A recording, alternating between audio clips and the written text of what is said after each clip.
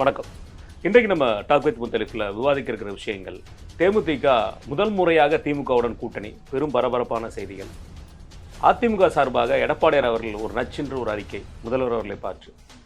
அது மட்டும் இல்லாமல் மகாராஷ்டிரா மாநிலத்தில் இஸ்லாமியர்களுக்கு உண்டான இடஒதுக்கீடு ரத்து, இந்த மாதிரி பல்வேறு விஷயங்கள் இருக்குது. இது குறிப்பாக நம்ம பேச இருக்கோம். அதுக்கு முன்னாடி சப்ஸ்கிரைப் பண்ணாதவங்க சப்ஸ்கிரைப் பண்ணி பாருங்கள்.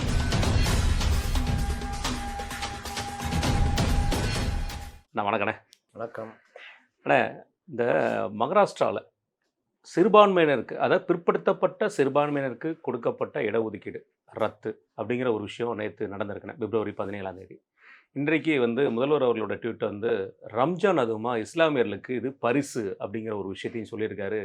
எதற்காக பிஜேபி தமிழ்நாட்டுக்கு வரக்கூடாது நான் சொல்கிறேன்னா இதுக்காகத்தான் நான் சொல்கிறேன் அப்படிங்கிற ஒரு வார்த்தையும் எக்ஸில் பதிவிட்டிருக்காரு. ஆமாம், எப்படி பார்க்குறீங்க? அதாவது 5% இடஒதுக்கீடு ரத்து செய்யப்பட்டிருக்கா அப்படின்னா ரத்து செய்யப்பட்டிருக்கிறது. இது எப்படி நடந்தது அப்படின்னா 2016 காங்கிரஸ் 14 காங்கிரஸ் தேசியவாத காங்கிரஸ் கூட்டணி 5% இஸ்லாமியர்களுக்கான கல்வி வேலைவாய்ப்பு இடஒதுக்கீடுன்னு அறிவித்தாங்க. இடஒதுக்கீடு நீங்கள் அறிவிக்கும் பொழுது தேசிய அளவில் இடஒதுக்கீடுன்றது 50%, தமிழ்நாட்டில் 69% இருக்குது. அது கலைஞரும் ஜெயலலிதாவும் அந்த அறிவித்த பொழுது அதற்கு ஒரு பாதுகாப்பு வேணும்னு ஜெயலலிதா முடிவு பண்ணாங்க. 50 தான். உச்சநீதிமன்றம் போனால் அந்த 19 ரத்து பண்ணுவாங்க.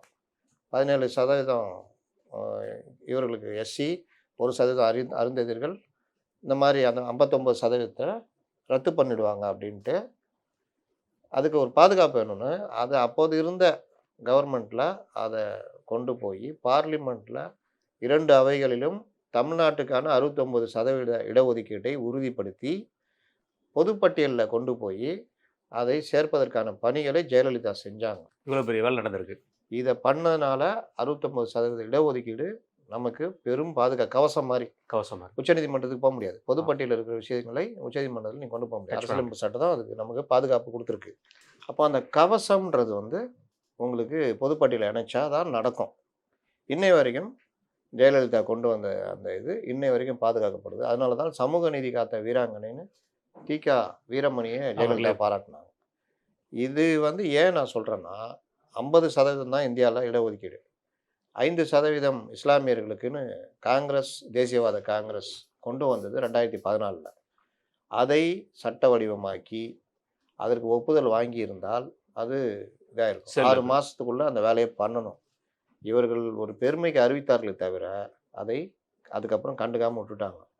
அது 6 மாதத்துலேயே காலாவதி ஆயிடுச்சு.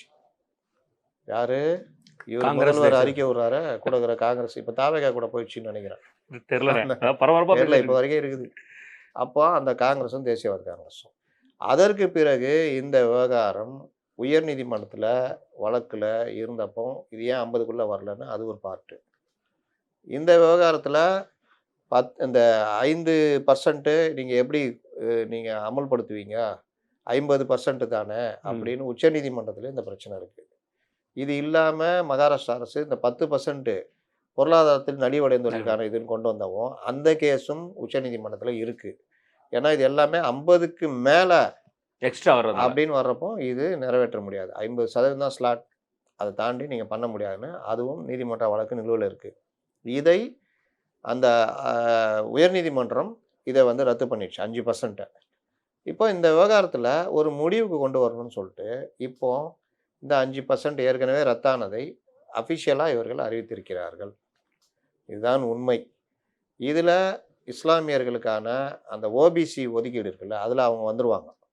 இது இல்லாமல் நலிவடைந்த பிரிவினருக்கான அந்த இதுலேயும் நீங்கள் இது தானே பொருளாதாரத்தில் யார் வேணால் ஆகும், அதுலேயும் வருவார்கள். அப்போது இங்கே ஏதோ இவர்கள் கொண்டு அது பாதுகாப்பாக நடைமுறையில் இருந்த மாதிரியும் அதை இப்பொழுது பாஜக அரசு ரத்து பண்ண மாதிரியும் ஒரு தோற்றத்தை உருவாக்குறார்கள். அது அப்படி அல்ல. இவர்கள் கொண்டு வந்ததை பாதுகாக்கிறதுக்கு எந்த வேலையும் செய்யலை. அதனால தான் நான் ஜெயலலிதாவை சொன்னேன். கலைஞர் ஜெயலலிதா 2 பேருமே அந்த 19%ல் அவங்களுக்கு பங்கு இருக்குது. ஆனால் அதுக்கான ஒரு ஷீல்டை உருவாக்குனது ஜெயலலிதா. 2 அவையிலே நிறைவேற்றிக்கணும். அப்போ நீங்கள் 50க்கு மேலே 1% கொண்டு வந்தாலும் அதற்கான ஷீல்டை நீங்கள் உருவாக்கணும். அதை பார்லிமெண்ட்டில் கொண்டு போய் 2014 நீங்கள் தானே இருந்தீங்க, ஆமாம், அதோட விட்டுட்டாங்க. அப்போ அந்த விஷயத்த பார்லிமெண்ட்லேயும் கொண்டு போய் அதை பொதுப்பட்டியலில் கொண்டு போயிருந்தா நீங்களும் 55 ப்ளஸ் இந்த 65% கூட நீங்கள் வச்சிருக்கலாம். அது உங்களுடைய சாமர்த்தியம். அதை பண்ணலை. நம்ம இதில் 69% சட்டம் கொண்டு வரும்போதுன்னு அது அவசர கால சட்டமாக கொண்டு வந்தாங்களா? எப்படி கொண்டு வந்தாங்க? ஒவ்வொரு காலகட்டத்திலையும் இதாகிடுச்சு. அதில் பட்டியலின மக்களுக்கான அந்த இது அதெல்லாம் கொண்டு வராங்க. கலைஞர் ஒரு பர்சன்டேஜ் கொண்டு வராரு. இவங்க ஜெயலலிதா கொண்டு வராங்க. அதற்கு பிறகு தான் இந்த அருந்ததிற்கான உள்ஒதுக்கீடும் அப்போ தான் கொண்டு வராங்க. 18க்குள்ளே கொண்டு வராங்க. இப்போ இவங்க இன்னொரு காமெடி சொல்கிறேன். அப்போ தலைவர் ஒருத்தர் ஒரு ஊருக்கு பிரயாணம் பண்ணுறாரு. அப்போ நீங்கள் எங்களுக்கு இவ்வளோ ஒதுக்கீடு வேணும்னா அதுக்கு என்ன கொடுத்துட்றான்றாரு. அப்புறம் கலைஞர் நேராக இங்கே வா அறிவாலயம் வான்னு கூப்பிட்டு, என்ன இடஒதுக்கீடுனா என்ன சுண்டல் இருந்துச்சியா? 69 கதை தெரியுமா உனக்கு? இதுவே நம்ம பெரிய சாமர்த்தியமாக பண்ணியிருக்கோம். இந்தியாவில் எந்த மாநிலம் பண்ணாத ஒரு சாதனை இது. அதுக்கு ஒரு இதுவும் வாங்கி வச்சுருக்கு. இவற்றில் எனக்கு கொடுத்த ஒரு 3% 5%னா 72 தூக்கி கொடுத்துருவாங்களா? இடஒதுக்கீடை பற்றி புரிஞ்சுக்கிட்டு போய் பேசுங்க வெளியில், வாக்குறுதி கொடுக்கணும்னா அப்படின்னு. இஸ்லாமியர்களும் இப்போ எப்படி கேட்குறாங்க? உள்ஒதுக்கீடு அதில் இப்போ 2.5% நம்ம கொடுத்துருக்காங்க.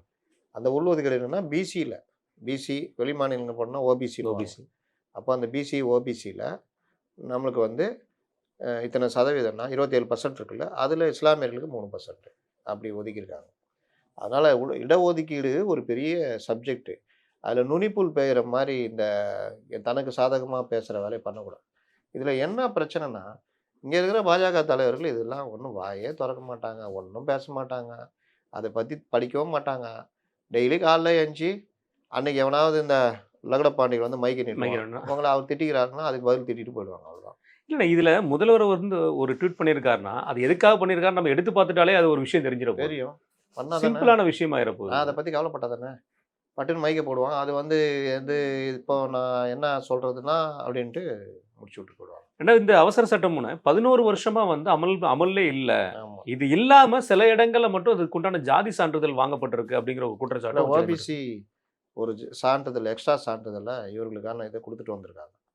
அப்போ இல்லாத இடஒதுக்கீட்டில் இந்த சான்றிதழ் வாங்கி வச்சுட்டு அது போகும்போது பல பிரச்சனைகள், நிர்வாக ரீதியான பிரச்சனைகள்லாம் வரும். அதெல்லாம் கணக்கில் வச்சுட்டு நீக்கியிருக்காங்க. என்ன கேட்டால் பாஜக ஏன் கொடுக்கூடாதா? 5% கொடுங்களேன், உங்களுக்கு நல்ல பேர் தானே. கண்டிப்பாக. அது மகாராஷ்டிராவில் கொடுத்தா 5% ஒதுக்கி நீங்களாவது உங்கள் காலத்தில் பண்ணுங்க. ஏன் அந்த புத்தி வரமாட்டேங்குதுன்ற? அவங்களும் இந்திய குடிமக்கள் தானே, இஸ்லாமியர்களும். கண்டிப்பாக. ஏன் பண்ண மாட்டேங்கிறீங்க? அப்போ இந்த இது மாற்றம்லாம் வந்தால் தான் பாஜக எல்லாருக்குமான கட்சி தானே அது. ஆமாம். அப்புறம் திருப்பி இந்த லோக்கல் தலைவர்கள் பேசுகிற மாதிரி பாகிஸ்தானுக்கு போ அது இதுன்னு பேசிட்டு இருந்தால் வண்டி ஓடாது. கண்டிப்பாக. இதை முதல்வர் அவர்கள் இது என்னன்னு ஆராயாமலே ஒரு எக்ஸில் ஒரு பதிவு, அதுவும் குறிப்பாக என்னன்னா ரம்ஜான் அதுக்கு பரிசு அப்படிங்கிற வார்த்தைலாம் மிகப்பெரிய வார்த்தை. அது ரீச் ஆகும்ல. போய் உண்மை வாசல் படியில் கால் வைப்பதற்குள் உலகை சுற்றி வந்துவிடும். இப்போ அந்த உலகத்தை சுற்றிட்டு வரோம்ல. இன்னைக்கு நீங்கள் போய் எத்தனை பேர்கிட்ட நீங்கள் சொல்லுவீங்க? இப்போலாம் ஒரு கட்டத்தில் இவர் ரொம்ப இதுவாக தான் பேசுகிறாரு அப்படின்றாங்க. ஏய், உனக்கு தெரிஞ்ச சொல்லு, எனக்கு தெரிஞ்சது சொல்கிறேன்னா, இல்லை நீங்கள் கொஞ்சம் ஆதரவாக தான் பேசுகிறீங்க அப்படின்றாங்க. என்ன பண்ண முடியும்? நம்ம உண்மையை பேசுகிறோம். என்ன நடக்குதோ அதுன்னு. இப்போ நீங்கள் சொன்னீங்க, நான் செக் பண்ணுறேங்கன்னு செக் பண்ணுறேன்.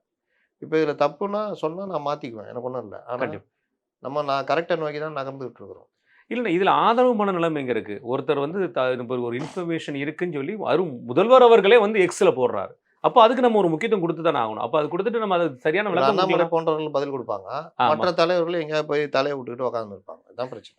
கண்டிப்பான. இப்போ நான் அண்ணாமலை பாராட்டுறேன்னா தொண்டர்கள் என்ன சொல்லணும்? எப்போ அவர் திட்டுறேன்றீங்க? நான் தான் சொல்கிறேண்ணே, எது உங்களுக்கு தேவையானதுக்கு சொன்னால் மட்டும் சந்தோஷப்படுவீங்க.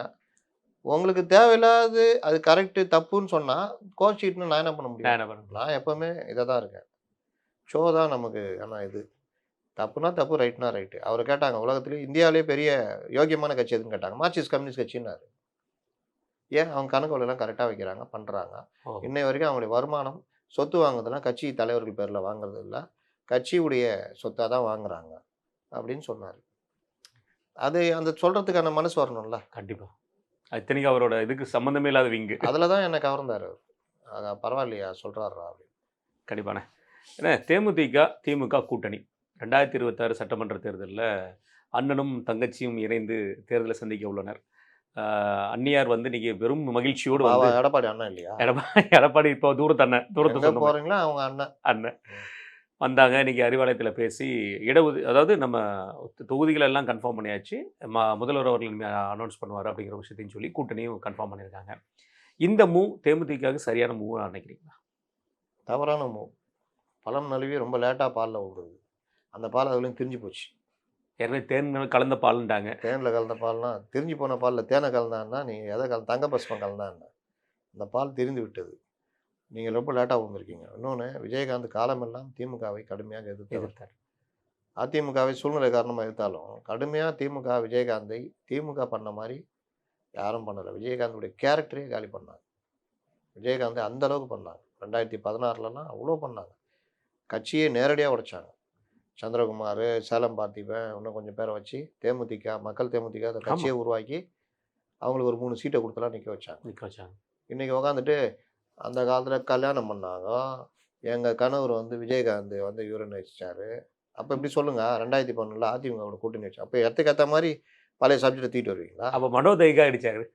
மண்டபத்தை எதுக்காக அடிச்சிங்க? அதுக்கு நீங்கள் குரல் கொடுத்தீங்க. தேமுதிக உருவானது எதுக்குங்க? அதனால தானே மெயின் விஷயம். கடைசி வரைக்கும் அவர் மறந்தாரா? டிஆர் பாலு சொல்லி தானே செஞ்சாரு. ஆமா. அப்போ டிஆர் பாலு கூட வச்சுட்டு இன்னைக்கு இது பண்ணுவீங்களா? அதனால இந்த அம்மா வந்து நேற்று வரைக்கும் ஏடிஎம் கூட பேச்சுவார்த்தை நடத்தி கிட்டத்தட்ட முடிச்சிட்டாங்க. காங்கிரஸ் இங்கே தடுமாற ஆரம்பித்தோன்னா இவர்கள் காங்கிரஸை second hand left handle deal பண்ணோன்னா காங்கிரஸ் வேறு முடிவு நோக்கி நகர ஆரம்பித்தோன்னா பயம் வந்துடுச்சு. உடனே பழைய டீலுக்கு வாங்க வேணான்னு சொல்லி அமுச்சு விட்டாங்களே, அந்த டீலுக்கு ஓகே பண்ணுறேன்ட்டு நான் தான் அடிக்கடி ஆட்டோ உதாரணம் சொல்லுவேன். ஏன்னா நான் ஒரு ஆட்டோக்காரன்ல. அங்கே வந்து கஸ்டமர் கேட்பாரு 200 ஏன்பா போயிட்டு வரதுக்கு கூப்பிடலப்பா, போகிறதுக்கு மட்டும்தான் கேட்குறேன். இல்லைங்க விட்டு ஃப்ரீயாக நீ ஃப்ரீயாவா அங்கேயே உட்காந்துங்க, எனக்கு என்ன அதை பற்றினுவாங்க. சரிங்க எவ்வளோ தரீங்க? 100 சரி ஒரு 120 இல்லை பக்கத்தில் ஒருத்தர் ரெடியாக நிற்பார். இப்போலாம் அது புக்கிங் ஆகிடுச்சு. நான் சொல்கிறது பழைய கதைலாம் அப்படின்னு வர அவர். உடனே அங்கே போனோன்னா அவர் 150 கேட்பார். அவர் பேசினது இவர் சார் வாங்க வாங்க வாங்க அப்படின்னு வாப்பில். இங்கே போனால் ஒரு 180 கொடுங்களேன். ஏன்பா நான் தான் வரலன்றேன் உடம்பா அப்படின்னு போனால் ஏங்க வாங்க ஏறுங்க 120 கொடுங்க. இந்த இது நடக்கும்ல, சேம் அதே தான். வாங்க வாங்க வாங்க ஏப்பா அந்த வண்டி வாங்க வாங்க பார்த்துக்கலாம் வாங்க. ஏறிட்டாங்க அவ்வளோதான். ஏறி உக்காந்துன்னு சொல்லுவாங்க. அது 10 சொன்னதா 8 நினைக்கிறோம். எதை வேணாம் நான் போகிறேன். ராஜ்யசபா வந்து இப்போவே தரேன், இந்த இதுலேயே தரேன். கனிமொழி சோமு வீட்டுக்கு அனுப்பிச்சிடுறோம், முடிஞ்சு தரோம். இல்லை செல்வராஜ் அனுப்பிச்சிடுறோம். அவருக்கு இருக்கு இல்லைன்னு ஒரு சொல்ல ஆரம்பிச்சோம். தரோம் அவ்வளோதான். வேற என்ன? அவ்வளோதான். வேற அதெல்லாம் ஓகே ஓகே. உங்களை நான் ஜெயிக்க வைக்கிறோம். ரிஷி வந்து நிற்க வச்சு எப்பா வா வேலு நான் ஜெயிக்க வைக்கிறத வாழ்க்கையில் வேறு தத்துவம் இதுவே கிடையாது. வேலை தான். வேற என்ன? மற்றதெல்லாம் பார்த்துக்கலாம். ரைட்டு. அப்போ நான் அண்ணன் சொல்லிட்டவா? எடப்பாடி அண்ணனை தூரத்து உறவா வச்சு மாற்றிடலாம். அவ்வளோதான். சரி நான் இருங்க, நான் கொஞ்சம் பழையதான் படிச்சுட்டு வரேன் அப்படின்ட்டு நான் தான் முன்பே சொன்னேன், முடிவெடுப்பேன் என்பதை சக்க நேரத்தில் முடிவெடுத்து அந்த முடிவை எப்படி தெரிவிப்பது என்பதற்கான முடிவை நான் யோசித்து ஒரு முடிவை உங்களுக்கு நான் முடிவாக இன்று நான் முடிவெடுத்து அறிவித்து விட்டேன்.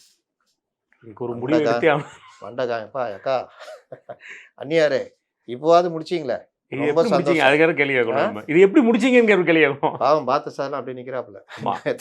நேற்று வரைக்கும் விருகம்பாக்கம் தொகுதி நமக்கு தான். நான் விருகை ரவி பிரச்சனையாக இருந்தார், வேற எங்கேயா கேட்டு நின்று ஜெயிக்கலான்னு பார்த்தோம்.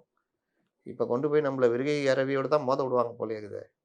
விஜய் வேற விருகையில் நிற்கிறேன். அதில் வேற இந்த தடவை எம்எல்ஏ நல்ல பேர் எடுத்து வச்சிருக்காரு அந்த தொகுதிக்கு. ஆமாம், விருகை வேற நம்ம நல்ல பேர். நம்ம இவர் தானே விக்ரமராஜா பையன், பாவம் அப்பாவே கொதித்து போகிற அளவுக்கு பேர் எடுத்து வச்சிருக்காரு. அப்போ இல்லை அவர் சீட் இல்லைன்ற மாதிரி தான் சொல்லிட்டு இருக்காங்கன்னு நினைக்கிறேன். ஏன்னா அது கொடுப்பாங்க. அப்போ இவர் சரி என்ன பண்ணுறது, விஜய் காங்கிரஸ் ஒரு வேளை போயிடுச்சுன்னா விஜய் விருகமாக இருந்ததுன்னா நம்ம கதையை முடிச்சுடுவாங்க. அந்நியார் ஒவ்வொரு தடவையும் இந்த மாதிரி கொண்டு போய் பலி கொடுக்குறாங்களே அப்படின்னு ஒழுங்காக நம்ம அங்கே இருந்தாலாவது ஏதாவது கொஞ்சம் தேத்திக்கலாம் அப்படின்னு அவர் யோசிப்பார். இன்னும் பலருக்கும் அதை தொண்டர்கள் மாவட்ட செயலாளர்கள் அவரிடம் கருத்து கேட்டேன். ஏக்கா நான் வந்து அதிமுகல போட்டுருந்தேன், டேய் நீடா நானும் அதிமுக பெட்டி வச்சு கேட்டிருக்காங்கண்ணே. பெட்டி வச்சு கேட்டாதான் யாரு கேட்டாங்கன்னு நம்ம இஷ்டத்துக்கு சொல்லிக்கலாம். எல்லாம் சொல்லுவான், நான் அதிமுக தானே போட்டேன், நீடா நானும் போட்டேன், நீயே நானும் தான், நீயே நானும் தான் அப்புறம் எப்படி திமுக மாறிச்சு? ஆனா அந்த இடத்துல தாவேக யாரும் இல்ல. அப்படி அந்த இடத்துல தாவேக யாரும் இல்ல. தாவேக உள்ள அப்படி போக மாட்டாருங்க. அந்நியார் எப்படி ஒத்துக்குவாங்க? அது சரி. இன்னும் அந்த அளவுக்கு தாவேக வளரல. நம்மளே இப்பதான் வந்திருக்கோம். ஆமா, ஒரு காலில் வளர்ந்துச்சுன்னா என்ன நீ பார்த்துக்கலாம் வாங்க, இத்தியாதிலாம். அதனால இப்போதைக்கு இவங்க 2 பேர் தான். அதனால இனி 5 ஆண்டு காலம் எப்படி எதிர்த்தார்களோ அதே எப்படி ஆதரிக்கிறோம் பார் அப்படின்ட்டு அங்கே வந்து பேச ஆரம்பிப்பாங்க. அதிமுகவை பழைய கதையெல்லாம் எடுத்து பேச ஆரம்பிப்பாங்க. நீங்கள் அன்று என்னென்ன பண்ணீங்க அப்படின்னுவாங்க. ஏன்னா இது ஒரு ராஜ்யசபா சீட்டுக்காக இந்த கூட்டணி மாதிரி தான் நமக்கு பொதுவாக பார்க்கப்படுது. நீங்கள் இப்போ அதிகமான பத்திரிகையாளர்கள் விமர்சனம் பண்ணதே வந்து ஒரு ராஜ்யசபா சீட்டுக்காக தான் இவங்க இந்த மாதிரி. அதையும் தாண்டி புனிதமானது. அது நம்ம இந்த மாதிரி விஷயங்களே நம்ம பார்த்தா கூடனே ஒரு ராஜ்யசபா சீட்டு வாங்கினா கூட இவங்க இருக்கிற கூட்டணியில் இருக்கிற இப்போ ஆட்சியில் கிடையாது. இங்கே ராஜ்யசபா சீட்டு வாங்கினா ஒருவேளை ஒரு துணை அமைச்சராவது ஒரு இணையமைச்சருங்கிற பொறுப்பு கிடைக்க வாய்ப்பு இருக்கும். அது கேட்டாங்களே, நீங்கள் தரலன்னா அப்புறம் எப்படி நான் கூட இருப்போம்? அதில் என்ன தகுதி இல்லையா? ஆமாம். இதில் ஒருவேளை எடப்பாடியார் அவர்கள் வந்து இவங்களோட ஓட்டு சதவீதம் வாக்கு சதவீத மதிப்பு இவ்வளோ தான் அப்படிங்கிற காரணத்துக்காக லெஃப்ட் ஹேண்டில் டீல் பண்ணியிருப்பாரா? இது அமித்ஷா அவர்களுடைய ஒரு நெடுங்கால பிளான். தேமுதிகவும் நம்ம கூட கூட்டணியில் இருக்கணுங்கிறது. அப்போ அமித்ஷா அவர்களுக்கு ஏதாவது இதில் மாற்று சிந்தனை இருக்க வாய்ப்பு இருக்குமா? தேமுதிக பிரிஞ்சு போனதில் தேமுதிக ஏடிஎம்கே கூட தான் இருந்தாங்க. அந்த அடிப்படையில் தான் பேச்சுவார்த்தை நடந்திருந்தது. அவங்க க்ளீனாக சொல்லி 10+1ன்னு பேசியே முடிச்சிட்டாங்க. இங்கே காங்கிரஸ் பிரச்சனைன்னொன்னே இவர்கள் ஏதாவது போட்டு கூடுதல் டீல் போட்டு கொண்டு போகிறாங்க. இது வந்து திமுகவுக்கு சிக்கல். 8 தொகுதியே கொடுக்குறாங்க வச்சுக்கோங்க. இவ்வளோ நாள் சிலுவை சுமந்து எங்களுக்கு 6 சீட்டு அடிமைகளாகவே வாழ்ந்துட்டோம். அந்த 1700 சொல்லுவானே, காலம் பூரா இப்படியே இருந்து வாழ்வதானா நமக்கு எப்போ விடிவு காலம்? ஒன்றுமே இல்லை அப்படின்னு ஒன்று 1000 ஆண்டுகள் ஆகட்டும். அந்த மாதிரி நாங்கள் இப்படியே வாழ்ந்து தான் போகணுமா அப்படின்னு கேட்பாங்க. ஏன்பா நீங்களாம் எல்லாம் ஒன்றா தானேப்பா, இன்னைக்கு கூட முத்தரசன் பழைய இது அப்படின்னா அவர் ஒன்றே முத்துக்கு முத்தாக சொத்துக்கு வைப்பாங்க பாருங்க. 8 சீட்னா அப்போ எங்களுக்கு அப்படின்னு கோபம் வரும். கண்டிப்பாக. அப்போ திருமாவளவன் எப்படி யோசிப்பார்? 2% அங்கீகரிக்கப்பட்ட கட்சி உங்களுக்காக புக்கு இதுலேருந்து போயிட்டு கூட அந்த ஆதவ் பெரிய ஃபினான்ஸ் பார்ட்டி அவரே தொட்டி விட்டாச்சு. எனக்கு கிடைச்ச மரியாதை இதுதானா? என் கட்சியில் உள்ள எம்எல்ஏலாம் உங்கள் கம்பெனியில் சில சேனல்களே நான் பார்த்துருக்கேன். என்னடா அப்படின்னா ரொம்ப வருஷமாக இருப்பான். இன்புட் எடிட்ரு, அவுட்புட் எடிட்ரு, அதான் எடிட்டருக்கு அடுத்த ரேஞ்சில் இருப்பான். அவன் வந்து பார்த்தீங்கன்னா 40,000 ரூபா சம்பளம் வாங்குவான். இன்றைக்கி பிரபல தொலைக்காட்சி நடந்த கதை சொல்கிறேன். வெளியிலேருந்து வருவான், ஒன்றுமே தெரியாது. இவன் வந்து ஒரு இதையே பார்த்துக்குவான், ஏதோ ஒரு ஷிஃப்ட்டே பார்த்துக்குவான். Shift எடிட்டர்னு okay, ஷிஃப்ட்டே பார்த்துக்குவான். அது ரொம்ப முக்கியம். அது தப்பாக போயிடக்கூடாது. அதுன்னு இதுக்கு ஒன்றுமே தெரியாது. இது அப்படி இப்படி போய் ஒரு சேனலில் உட்காந்துருக்கோம். அங்கே ஒரு நல்ல சம்பளம் வாங்கியிருக்கோம். இவன் 40 ரூபா வாங்குறான் வச்சுங்க, அது ஒரு 60 ரூபா 70 ரூபா வாங்கியிருக்கோம். அங்கேருந்து நேராக இங்கே வந்து ஜாயின் பண்ணோம். அது அங்கே லாஸ்ட்டில் ஃபஸ்ட்டு ஏதாவது போஸ்ட்டு கொடுத்துருப்பாங்க. இப்போ திமுகவுடைய பொதுச் செயலாளரும் ஒரு டம்மி கட்சிக்கு பொதுச் செயலாளரும் ஒன்றாயிடுமா? ஒன்றாக முடியுமா? ஆனால் போஸ்டிங் பார்த்தா நானும் பொதுச் செயலாளர், நீ 10th ஃபெயிலு, நான் 8th பாஸ், அந்த மாதிரி நானும் இந்த கட்சி பொதுச் செயலாளர் அப்படி வருவாங்க. ஆமாம். அந்த மாதிரி அவன் அங்கே ஒரு பெரிய பொறுப்புலேருந்து இங்கே வருவான். இங்கே வந்தோடனே 80,000 ரூபா சம்பளம் போட்டுருவாங்க. இவனும் அவனும் ஒன்றா வேலை செஞ்ச காலத்தில் அவன் ஜூனியராக இருந்திருப்பான், ஒன்றுக்கு உதவனா இருந்திருப்பான். அப்போ இவனுக்கு எவ்வளோ காண்டாகும்? கண்டிப்பாக. 2 வருஷம் பூரா அந்த கம்பெனிக்கு உழைக்கிறேன், ஒரு 5,000 ரூபா இன்க்ரிமெண்ட் போனால் போடல, அடுத்த வருஷம் பார்க்கலான்ற ஷிஃப்ட் இன்சார்ஜாக வேறு உட்காந்து எல்லா பொறுப்பையும் நான் ஏற்றுக்கிறேன். இது ஒன்றுமே தெரியாது. அந்த கம்பெனிலேருந்து இங்கே வந்தானே அவனுக்கு 80,000 ரூபா கொடுக்குறீங்க என்ன? ஏன்னா ஒருத்தன் ராஜினாமா பண்ணிட்டு வெளியே வந்தான், எனக்கு தெரிஞ்ச ஒரு பையன். அவ்வளோ கடுப்பு. இதை விட ஒருத்தர் அந்த சேனலுடைய முகமாக இருந்தார், அவரை வெளியே தோத்திட்டு புதுசாக வந்த ஒன்றுக்கும் தெரியாது டம்மி சிவாஜி செத்துட்டாரான்ற மாதிரி பார்ட்டி. அது எல்லாரும் பிரேக்கிங் போட்டால் பிறகு 2 மணிக்கு தூக்கிட்டு வருவாப்புல. ஏங்க பிரேமலதா திமுகவில் சென்டாரா? யோ காலையில் எல்லாம் பேசியே முடிச்சான். அப்படியா, நான் ஷிஃப்ட்டுக்கு லேட்டாக வந்தேன்ல அப்படின்னு அவனுக்கு தனி கேபின்லாம் கொடுத்து உட்கார வச்சாங்க. நான் இவர் என்கிட்ட கூப்பிட்டு ஃபோனை போட்டு, தலைவரே பாருங்கள் தலைவரே நீங்கள் தான் தப்பு பண்ணிட்டீங்க, காலம் வரும்போது நீங்கள் அங்கங்கே மாறணும், மாற உங்கள் இது ஏறும். கண்டிப்பாக. நீங்கள் இதை விட்டாவே இதுவே இல்லை, நீங்கள் இங்கே இருந்துட்டீங்க, இப்படிதான் இருக்கீங்க. இந்த மாதிரி நம்ம நண்பர்கள் சில பேர் அப்படியே இருக்கிறாங்க, இருந்த இடத்துல அப்படியே இருப்பாங்க. வர்றவங்களாம் மேலே வந்துட்டு போய்கிட்டே இருப்பான். இவர் கேட்டால் என் பெருமை நான் அப்படி இருக்கேன்னு. இது வந்து நான் ரொம்ப பேர் பார்த்துருக்கேன். அந்த மாதிரி தான் கூட்டணி. இப்போ இந்த அம்மா வந்தோடனே இவங்க தனி கேபினு, 80,000 ரூபா சம்பளம். நான் ஷிஃப்ட் எடிட்டரியா, நான் வந்து 40,000 ரூபா சம்பளம். நீ எங்கே போகிற? அவங்க ஒரு யார் தெரியுமா, அங்கேருந்து அந்த கம்பெனியில் ஒன்றுமே வேலையே தெரியாது, அதை பற்றி எங்களுக்கு உனக்கு ஈஸி பேஃப் இருக்கு, 5 வருஷம் கிராஜுவிட்டி இருக்கு அப்படின்னு இதுதான் இன்னைக்கு. எப்போ என்ன நினைப்பாங்க, இந்த தங்கங்கள் ஆமா. சில்வர் சுமந்து சுமந்து சுமந்து ஷோல்டர் புண்ணானதான் மிச்சம். தங்கங்கள விடுங்க. தங்கங்களோட பிள்ளைகள் என்ன நினைக்க தோணும்? இந்த தொண்டர்கள்லாம் என்ன இது பண்ண போறாங்க? அதெல்லாம் கவலை இல்லை. ஏங்க இவங்க எல்லாருமே பாருங்க தலைவர்கள் உருட்டுவாங்க. அந்த உருட்டு இவர் சொல்றாரு முத்தரசன் அவர்கள் வந்து விட்டார்கள். இந்த அரசு மட்டும்தான் பார்த்தீங்கன்னா மக்களுக்கு அவ்வளோ நன்மை செய்திருக்கிறது. என்னையா பண்ணுச்சுன்னு கேட்டா, இதே தான் மகளிர் உரிமை தொகை, விடியல் பயணம், இது இவ்வளோதான். இதை தாண்டி ஒண்ணுமே இல்ல. வேற ஒண்ணுமே இல்லை. எல்லா சிஐடியு ஆட்டோக்கு பின்னாடி பெருசா எழுதி வச்சிருக்காங்கண்ணே.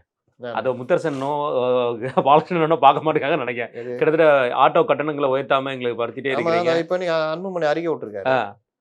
ஆட்டோ டாக்ஸி கட்டணம் உயர்த்தாம நீ பண்ற. அதெல்லாம் பண்ணவே மாட்டாங்க. ஆனா நினைச்சா ஈவி பஸ்ஸுன்னு விட்டு இஷ்டத்துக்கு கட்டணம் இஷ்டத்துக்கு வச்சுருவாங்க. கட்டணத்தை வச்சுக்கலாம். நீங்க ஈவி பஸ்ல ஏறினீங்கன்னா சாதாரண விட ஜாஸ்தி. அதிகம் 33% வரை 2030 கொண்டு வர பிரைவேட் டாக்ஸிங்க இருக்குல்ல, ஊபர் இது ஆமா. அவங்களாம் இஷ்டத்துக்கு ஏற்றிக்குவோம், ஏற்றிக்கலாம். கண்டிப்பா. ஆனா ஆட்டோ மட்டும் போக்குவரத்துறை அமைச்சர் உத்தரவிட்டாதான் ஆட்டோ கட்டணம் ஆட்டோ கட்டணம். இதுண்ணே தேமுதிகவோட கூட்டணி ஓரளவுக்கு அவங்களுக்கு 1%லேருந்து 2% வாக்குகள் வந்து இதுக்கு முந்தின தேர்தலில் நம்ம பார்த்துருக்கோம். ஒருவேளை வந்து இது திமுகவுக்கு வந்து ஒரு சைக்காலஜியாக நம்ம பார்த்தா ஒரு பெரும் இது நமக்கு வந்து கூட்டணி வந்திருக்கிற ஒரு இது வாய்ப்பு இருக்குமா? அல்லது 2011 இதை விட மெகா கூட்டணி அமைச்சு தோல்வியான பயம் வரும்? 2014 இவங்க எல்லாம் ஒரு அணியில் தான் இருந்தாங்க. ராமதாஸ், தேமுதிக, பாஜக, இவங்க எல்லாம் என்ன பண்ண முடிஞ்சது? நீங்க இவங்க மதிப்பிலேருந்து சில தொகுதிகளில் சில 1000 வாக்குகளை வச்சுட்டு ஒதுங்கி நிற்கிறாங்க. இவங்களை சேர்த்துக்கிட்டா அது கூடுதல் பலம்னு தான் ரெண்டு கட்சிகளுமே யோசிக்குது. திமுக என்னன்னா 1000 ஓட்டு 2000 ஓட்டில் தோக்கிற இடத்தெல்லாம் இவங்களை வச்சு எதாவது நிரப்பிக்கலான்னு. வட மாவட்டங்களில் கொஞ்சம் இது இருக்குது. ஆனால் இவங்க இந்த அரசியல் பண்ணாங்கன்னா அது தேஞ்சி நீங்கள் ஏன் 9% இருந்த 9.5% 2009 இருந்த தேமுதிக ஏன் இன்னைக்கு 0.43 வந்திருக்கீங்க? காரணம் என்னன்னா இந்த அரசியல் ஜனங்க அவங்கள நிராகரிக்க ஆரம்பிச்சிட்டாங்க. இவங்க வேலையே அப்படிதான். அதுவும் இந்த அம்மா இந்த தடவை பண்ணது வந்து யார் எங்களுக்கு அதிகமாக இது பண்ணுறா அவங்களோட போகன்றது வந்து அப்போ நீங்கள் மக்கள் பக்கம் நிற்கல, உங்களுக்காக தான் இப்போ நிற்கிறீங்க. இந்த தேர்தல் அரசியலை பயன்படுத்தி வியாபாரம் செய்ய நீங்கள் நினைக்கிறீங்க. இப்போவும் வந்து அவங்க ப்ரெஸ் மீட்டில் சொன்னது சேனலுக்கு மேலே தான் தப்பு, யூடியூப் மேலே தான் தப்பு, நாங்கள் எதுவுமே சொல்லலை. அவங்க வேலையை தான் எப்பவுமே அப்படிதான். இன்னைக்கு அந்த தொண்டர்கள், நீங்கள் தாவேக தொண்டர்களோட நான் அந்த விஷயத்தில் பாராட்டுவேன். அவர்களுக்கு ரொம்பலாம் வந்து நம்ம எவ்வளோ பேசுகிறோம்லாம் இது பண்ணுவோம். ஆனால் இவங்களாம் வந்து ரொம்ப கீழ்த்தரமாக இறங்கி பேசக்கூடியவர்கள். ஒருத்தர் மேடையிலே பேசினார்ல, வீடு வந்து அடிக்கணும் அதுன்னு. இந்த அம்மா அதை ரசிக்கும். போன தடவை கூட்டணி பிரச்சனை வந்தப்போ பத்திரிகையாளரோட சண்டை போட்டாங்க. அப்படிதான் ஏய் வா போ அந்த அந்த ஆதிக்க இதெல்லாம் உண்டு. இதையெல்லாம் ஜனங்க இவங்க நினச்சிக்கிட்டு இருக்காங்க நம்ம இங்கே பேசிட்டோன்னு. ஜனங்க பார்த்துக்கிட்டே இருப்பாங்க. மரியாதை குறைஞ்சிக்கிட்டே இருக்கும். இவன் நாங்கள் ஒரு 5 வருஷம் மிக அழகான ஒரு ஆட்சி, கிட்டத்தட்ட 1000 வருஷத்துக்கு உண்டான ஆட்சி நடந்திருக்கோம். திராவிட ஆட்சி, திராவிட மாடல், சமூக நீதி ஆட்சி, என்னெல்லாமோ டேக்லைன் இல்லாத டேக்லைன் இல்லை. அப்படி இருக்கும்போது இனிமேல் மிச்சம் இருக்கிற கட்சியே இல்லையானே. எல்லா கட்சி கூட கூட்டணி வச்சு இப்போ கிட்டத்தட்ட 16வது கட்சி நினைக்கிறேன் கூட்டணியில். இப்போ இந்த 16 கட்சி கூட்டணி சேர்ந்து இப்படி தான் தமிழ்நாட்டை ஃபேஸ் பண்ணணுமா? தமிழ் அன்சாரி கூட விட மாட்டேங்கிறாங்க. நான் போகிறேன், அங்கே ஒரு 5 சீட்டாக கொடுப்பாங்க அப்படின்னா இங்கே இரு, ஒரு சீட் தரேன், அதையும் ஜெயிக்கலாம், நீ கவலைப்படாத வா அப்படின்றாங்க. அப்போ நாகப்பட்டினம் யாருக்கு அப்படின்றதுல தகராறு. ஆமாம். அதனால் இந்த இதில் வந்து பார்த்தீங்கன்னா காங்கிரஸ் கையை விட்டு போகுது. பேசிக்கிட்டு இருக்கிறோம், ஒரு வேளை போயிடுச்சுன்னா ஒரு உளவியல் தாக்கமாக இந்த அம்மாவனு காங்கிரஸ் இடத்துல ஒரு பத்திரிகையாளர் பேசுகிறார். எனக்கு ரொம்ப அதிர்ச்சி. காங்கிரஸுக்கு பேரிடியை ஒரு நெருக்கடியை கொடுப்பதற்காக இன்று தேமுதிக சேர்த்துருங்க. ஏய் என்னையா காங்கிரஸ் எப்படி இருக்குது? இவங்க வந்து வியாபாரம் பண்ணிட்டு இருக்கிறாங்க. இவங்களையும் காங்கிரஸ் இவங்க ஒரு இடத்துல வைப்பீங்களா? காங்கிரஸுக்கு எப்படி நெருக்கடி ஆகும்? சரி காங்கிரஸ் சரிப்பா நெருக்கடி நீயே வச்சுக்கிட்டு தேவைக்காக போயிட்டா என்ன பண்ணுவீங்க?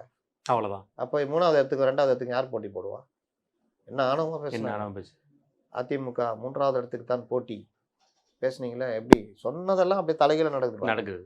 இனி இந்த பத்திரிகைகள் பார்த்தீங்களா இன்னைக்கு ஃபுல்லாக அது இப்படி இதாக அப்படி அச்சா பூச்சா எல்லாமே சிறப்பு செய்தியாளர் நான் பார்த்துக்கிறேன். எங்கே இருந்தார், எவன் வாசல்லையே கிடந்தார், மத்தியானம் சோத்துக்கு எங்கே தின்னான், எவ்வளோ போய் காசு வாங்கிட்டு வந்தான், எல்லாம் நான் பார்த்துக்கிறேன். இன்னைக்கு வந்து சிறப்பு செய்தியாளர் சொல்லுங்க, அதாவது பார்த்தீர்கள் என்றாலும் எவனாவது கேளுங்களேன்டா. ஏங்க அவங்களுக்கு சீட்டு ஜாஸ்தி கொடுத்து உங்களுக்கு கம்மி கொடுத்தா என்னங்க பண்ணுவீங்க? 5 வருஷமா நீ கூட்டணியில் இருக்கிறீங்க. இந்த மத சார்பட்டதெல்லாம் உருட்டெல்லாம் விட்டுருங்க, யதார்த்தத்துக்கு வாங்க. உங்களுக்கு 6 சீட்டு இப்போ பிரேமலதா 8 சீட்டு கொடுத்தா என்ன பண்ணுவீங்கன்னு கேட்க வேண்டியதானே. அதை இப்படி கேட்குறாங்களாம். கூட்டணி கட்சிக்குள் வந்து விட்டார்கள். இப்பொழுது தொகுதி பங்கீடு என்பதை பற்றியெல்லாம் தாங்கள் ஒன்று இவரு தொகுதி பங்கீடுகள் என்றால் பார்த்தீர்கள் என்றால் அதெல்லாம் பொதுவெளியில் நாம் என்ன உருட்டுறீங்க. அவங்களுக்கு இப்போ 10 சீட்டு கொடுத்தா என்ன பண்ணுவீங்க? இந்த கேள்வி நேரடியாக கேட்க வேண்டியதானே. இப்போ பிரேமலதாட்டே கேட்கலாம் என்னங்க சீட்டு. ஆனால் அந்த மாதிரி சொல்லுவாங்க. எவ்வளவு சீட் என்பதை அதை முடிவு செய்து அந்த முடிவை எப்படி எடுப்பது என்று நாங்கள் அதை முடிவெடுத்து அந்த முடிவை நாங்களும் அது இல்லைண்ணே, அதோட கலக்கில் ஒரு பதில் சொன்னாங்க. எத்தனை சீட்டுக்கு நிற்கிறதுக்கு தேமுதிக தயாராக இருக்கணும். 234 சீட்டு எங்கே கலந்தான்டாப்ல. ஆமாம், கலக்க விருப்ப மனு வாங்கினாங்களே பாவம். அது முத நாள் எவனுமே வரல. அப்புறம் பிடிச்சி திட்டி மாவட்ட செயலாளர் பிடிச்சி திட்டி அப்புறம் அவன் டேய் போங்கடா ஒரு 5 பேர் பணம் கட்டுங்கடா, என்ன பண்ணுறது கட்டி தான் அவனை போ கட்டுப்போ அப்படிங்கிற மாதிரி அப்படின்னு தான் கூட்டத்தை கொண்டு வந்து மறுநாள் சேர்த்தது. மார்ச் 8ஆம் தேதி திமுகவோட மாநாடுன்னு அதை வந்து ராகுல் காந்தியை வர வச்சு இது கூட்டணிக்கான மாநாடு அப்படிங்கிற மாதிரி ஒரு பெரிய லெவலில் பண்ணலான்னு சொல்லி முதல்வர் அவர்கள் எண்ணத்தில் இருக்கிறாரு சொல்லப்படுது. இல்லை ராகுல் காந்தி வர்றதுக்கு வாய்ப்பு இருக்குமா? காங்கிரஸ் இங்கே இருந்தால் வரதுக்கு வாய்ப்பு இருக்கும். காங்கிரஸ் பேச்சுவார்த்தையை சனிக்கிழமை தொடங்குறாங்க. ஏங்க இவங்க இப்போ அங்கே பேச்சுவார்த்தை நடத்திக்கிட்டு இருக்கிறாங்க. கேசி வேணுகோபால் வந்தார, இவரை பார்த்தாரா? இல்லையே. அகில இந்திய பொதுச்செயலாளர் தானே. ஆமாம், இவரும் இந்தியா கூட்டணியில் இருக்காரு, அவரும் இந்தியா கூட்டணியில் இருக்காரு. இவர் திமுக தலைவர். பேச்சுவார்த்தை நடக்கிற டைம் தேர்தல் நேரம் ஏன் பார்க்கல? இவங்க அப்பாயின்மெண்ட் கேட்கலையா? இல்லை இவங்க கேட்டு அவங்க கொடுக்கலையா? ஏதோ ஒன்று இவங்க கேட்கல. போய் அங்கே என்ன வாக்குறுதி கொடுக்க முடியும்? நான் தான் உன்ட்ட கெஞ்சிக்கிட்டு இருக்கிறேன், நீ 70 நாளாக ஆற போட்டுனுக்கிறேன்.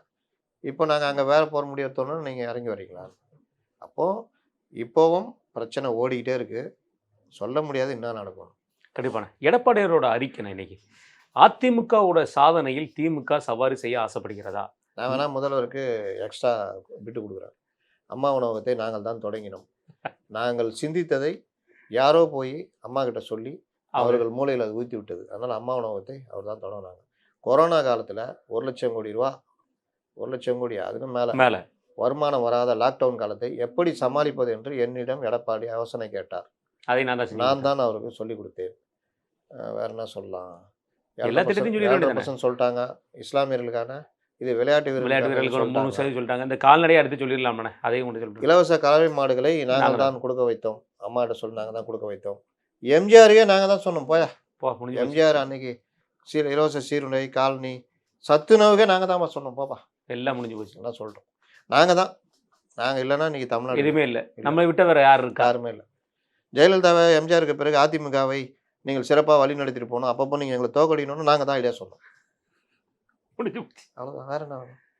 என்ன மாதிரி அரசியல் ஒன்றும் இல்லாமல் இருக்குது. அமித்ஷாவை கூப்பிட்டு அதிமுக தோத்துக்கிட்டே வருது, எங்களுக்கு எதிரி வேணும், நீங்கள் 2 பேரும் ஒன்றா சேர்ந்து நில்லுங்க, நீங்கள் ஒரு நல்ல கூட்டணி அமைங்க அப்படின்னு நாங்கள் தான் சொன்னோம். விஜயை கட்சி ஆரம்பிக்க சொல்லி நாங்கள் தான் சொன்னோம். எல்லாத்தையும் சொல்லி தான். ஆமாம், விஜய் வெளியே வரக்கூடாது நாங்கள் தான் சொன்னோம். 41 பேருக்கு. அப்போ மக்கள் நீதி மையம் தலைவர் கமல் சார் வந்து ராஜ்யசபாவில் எழுதினது நாங்கள் தான் எழுதி கொடுத்தோம். அது யூனிக்கு. அதான் கேட்கணும். அது சத்தியமாக வராது, முடியாது, வரவே வராது. அது கமல்ஹாசன் மட்டும்தான். அது அவருக்கே உரிதான பிராண்டு. யாராவது போனால் கேஸ் போட்டுருவார், இளையராஜா மாதிரி. Copy rights.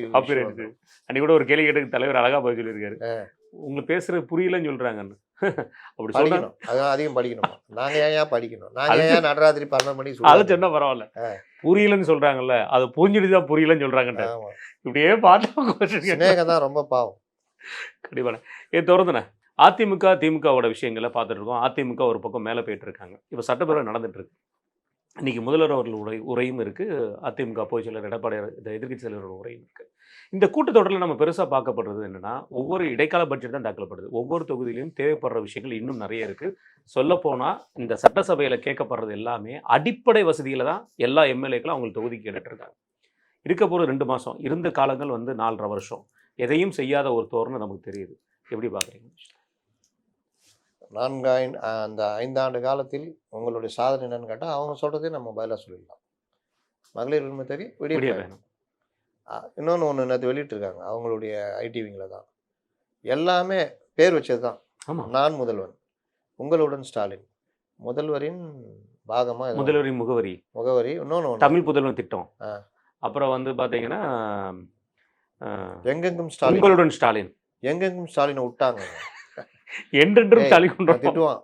லேட்டாக சொல்றியா, முன்னாடி சொல்லியிருந்தா எங்கெங்கும் ஸ்டாலின் போட்டிருப்பான்ல. ஆமாம், அது என்ன மேலே ரூன்னு ஒன்று வேற போட்டு வச்சுக்கிறாங்க. அதையும் தான் அந்த இதில் ரூ ஏன்னா இவங்க தான் அதெல்லாம் சொல்லாங்க. அப்புறம் முதல்வர் ரூ என்பதை ரூபாய்க்கு ரூ என்பதை கண்டுபிடித்ததே நான் தான். ரூபாய் அப்படின்னு சொல்லி ரெண்டு முடிஞ்சு போச்சு இல்லைண்ணே.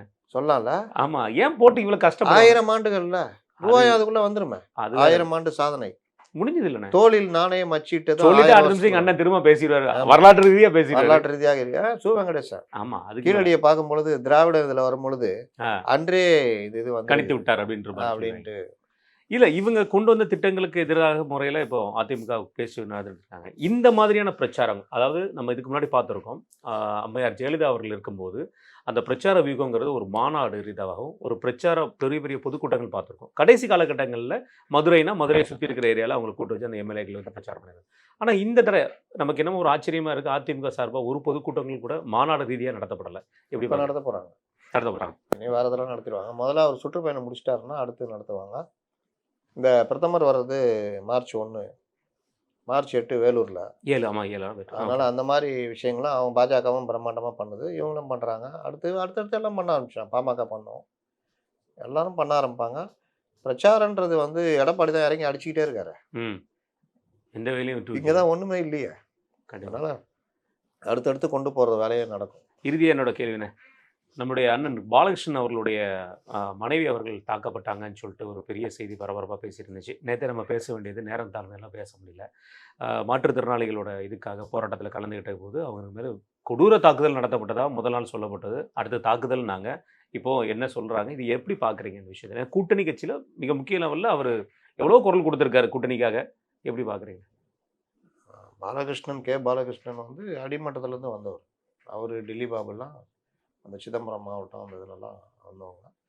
அவர் மேலே கொடூர தாக்குதல்லாம் நடத்த திட்டமிடப்பட்டு உயிர் அச்சுறுத்தல்லாம் இருந்தது கேபிக்கு. அதற்கு பிறகு நீங்கள் பார்த்தீங்கன்னா அவரும் சரி அவருடைய மனைவியும் சரி இயக்கத்தில் ரொம்ப இதாக இருந்தாங்க. அவங்க மாதர் சங்கத்தில் இருந்தாங்க. இந்த நிலமையில தான் அவங்க ஒரு நாள் மாதர் சங்கம் இதுக்காக பேருந்தில் போகும்போது ஆக்சிடெண்ட் ஆகி ஒரு கால் முட்டி அளவு காலை எடுக்க வேண்டியதாகிடுச்சு. இன்றைக்கும் அவங்க கொம்பூன்றி தான் நடப்பாங்க. அதன் பிறகு அவர்கள் மாற்றுத்திறனாளிகள் சங்கத்துலேயும் ரொம்ப வேகமாக செயல்பட ஆரம்பித்தாங்க. அப்போ அந்த மாற்றுத்திறனாளி சங்கம் பல்வேறு கோரிக்கைகள்லாம் வச்சு பண்ணிகிட்டு இருக்கிறாங்க. இதற்கான போராட்டம் கடந்த 10 நாளாக நடக்குது. இவங்க பஸ்ஸில் ஏற்றி கொண்டு போய் பார்வை மாற்றுத்திறனாளி, இந்த உடல் ஊனமுற்றவர்கள், இவங்க எல்லாரையுமே பஸ்ஸில் ஏற்றி கொண்டு போய் எங்கேயாவது சுற்றுறது. இந்த வேலையெல்லாம் இன்றைக்கி பண்ணியிருக்காங்க. 17 பஸ்ஸில் 14 பஸ் சுற்ற விட்ருக்காங்க. ஒரு 2-3 பஸ் மட்டும் கோயம்பேட்டில் விட்ருக்காங்க. அப்புறம் இதெல்லாம் சுற்றிட்டு கொண்டு வந்து சாப்பாடு தண்ணி எதுவுமே வாங்கி தரல, எல்லாம் பண்ணியிருக்காங்க. நடு ரோட்டில் இன்றைக்கி அறிக்கை விட்றாங்க, நாங்கள் வந்து அவங்க ஜான்சி ராணி தாக்கவில்லை. அந்த ஜான்சி ராணி விட்டுருங்க, அவங்களாம் மனிதர் இல்லையா? இவங்க மட்டும் தான் மனிதரா? 23 நாள் அங்கன்வாடி போராடுறாங்கண்ணே. என்ன சொல்லிக்கிறாங்க பார்த்தீங்களா? பார்க்கலையா? அதை மே மாதம் ஆட்சி வந்தோன்னா உங்கள் கோரிக்கைலாம் நிறைவேற்றப்படும் சரிதான் அப்படின்னு சொல்லி போராட்டத்தை முடிச்சிட்டாங்க. அவங்க முடிஞ்சிச்சு.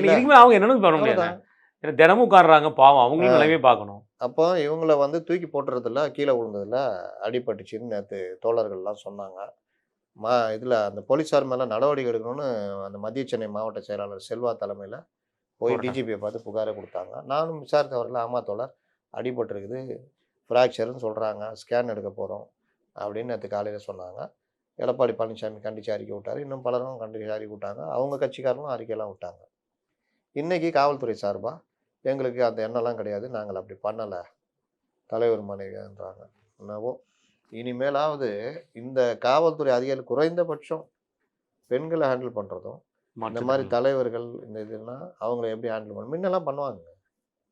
முன்ன அந்த மரியாதை கொடுப்போம். அதிகாரிகளுக்கு தெரியும் இவங்க கண்டிப்பாக. இப்போ வந்து எனக்கு என்னென்னு தூக்கி ஹேண்டில் பண்ணுறது தான் பிரச்சனை. மிக்க நன்றி. உன் நேரத்தை கருத்தை